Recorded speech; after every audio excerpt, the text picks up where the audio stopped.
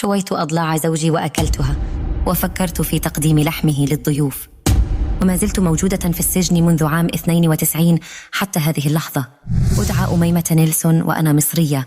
ولدت في عام 68 وهاجرت إلى الولايات المتحدة الأمريكية في سن 18 بعد أن تلقيت عرضاً للعمل وبدون علم أهلي. كانت الفترة الأولى في إقامتي صعبة، واضطررت للعمل كمربية أطفال، ثم أصبحت عارضة أزياء وتمكنت من شراء منزل وسيارة. من المؤسف بأنه مشهوراً عني حبي للرجال الكبار في السن لكي أسلبهم مالهم. في عام 91 قابلت شخصاً يدعى بيل نيلسون، طيار سابق ويتمتع بثراء فاحش، وأيضاً يبلغ من العمر 56 عاماً. كان يكبرني ب33 عاماً، وتزوجنا بعد شهر واحد فقط من معرفتنا. لكن سرعان ما بدأت الأمور تتغير وظهر الجانب العدواني له، فإنه مدمن على الكحول ويسيء معاملتي وأتعرض للاعتداء، وحاول قتلي عدة مرات، ولكني حسمت الأمر. عام 91 تحديداً، في يوم عيد الشكر قررنا أن نقيم حفلة في شقتنا في كوستا ميسا. بدأ بيل بإساءتي كعادته، وفقدت أعصابي.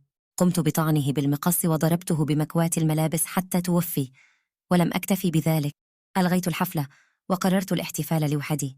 قمت بتغيير ملابسي ووضعت أحمر شفاه باللون الأحمر، وارتديت قبعة حمراء وحذاء ذو كعب باللون الأحمر، وبدأت بتقطيع الجثة وأخرجت أضلاعه وشويتها، وقمت بتغميسها في صلصة الباربيكيو وأكلتها.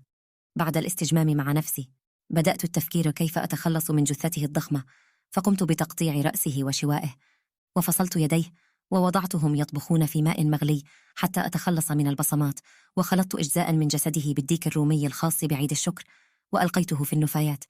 وأما الأحشاء وباقي اللحم فوضعته في أكياس نفايات. وتوجهت لمنزل صديقتي وعرضت عليها مبلغ 75,000 دولار مقابل مساعدتي في التخلص من الأكياس، لكنها اتصلت بالشرطة وتم إلقاء القبض علي متلبسة بالجرم المشهود.